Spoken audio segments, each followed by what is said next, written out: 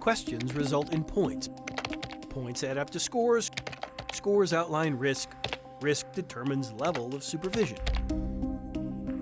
If you want to know how Colorado assesses its inmates and parolees alike, you now know.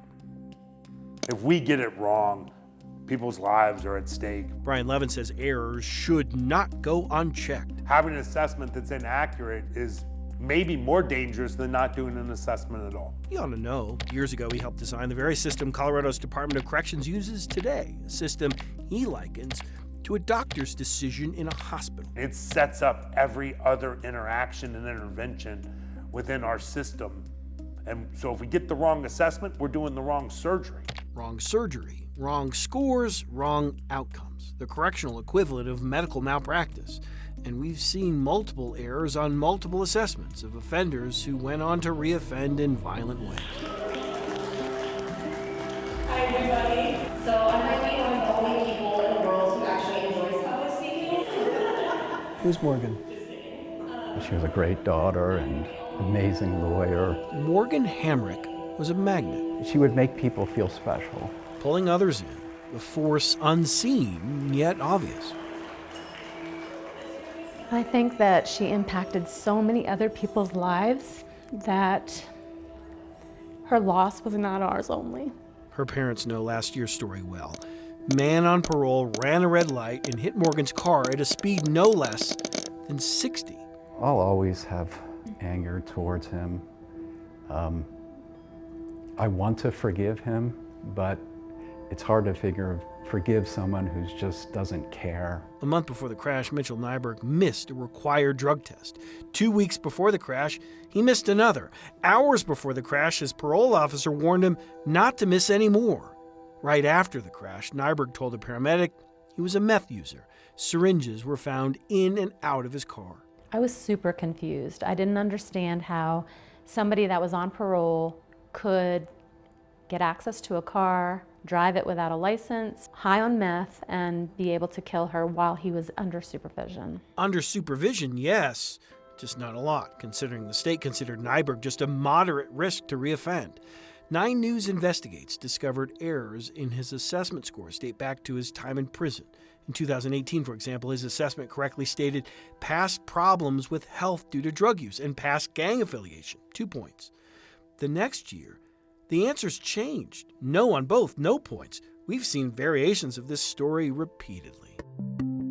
I feel like now I am her voice and she has to live on through me. Last year, Denver police say Kelsey Roberts Garrity died as a result of a single bullet fired from a gun held by a man on parole. It's just very hard and it makes me sad when I think about that because a piece of me is gone. We showed her sister the 4 errors we found on the latest assessment done for the man charged with a crime, Ernest Cunningham.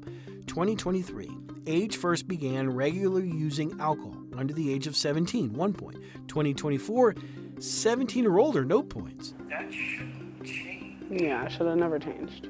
It shows that somebody messed up. In 2024, Cunningham missed 2 drug screens, failed 2 others right before his parole officer said he rarely takes risks. I feel like those failed drug tests were definitely risks, taking risks. Who is Zell? He's my grandson. What happened to him?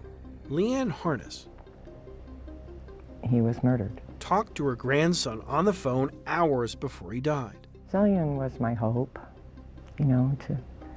to take over the house and have the property and build a life for himself. 9 News Investigates found at least 6 errors on the prison assessments of the man now accused. After D'Angelo Lurks was released on parole, we found more errors on his assessments. Question 1.6, has community supervision ever been revoked? 2023, yes, 1 point. 2024, no, 0 points. But those are scores that shouldn't change. Right. And it's a lack of common sense is probably the worst part of it all. Curiously, a parole officer said she completed this assessment 3 days after the murder. Lurks wasn't yet a suspect, but notes we reviewed say he never met with his parole officer that day as he texted asking to push our meeting out. I'll push it out to next month, his parole officer replied. It makes no sense. Accused of killing 2. Errors here. Accused of killing 2. Suspected of killing 2 more. Errors there. Accused of fatal hit and run of cyclist. Errors. Accused of stabbing multiple people on the 16th Street Mall. More errors. Our list of problems is growing. It's absolutely important that the assessment itself is done well over time. The man who helped design Colorado's system says this is not how this is supposed to go. In the hands of people who aren't doing it well, it could actually really have a negative impact on their ability to make communities safe and help people change. Neither the governor nor anyone with the Department of Corrections has agreed to answer any of our questions on camera. It's been that way for months.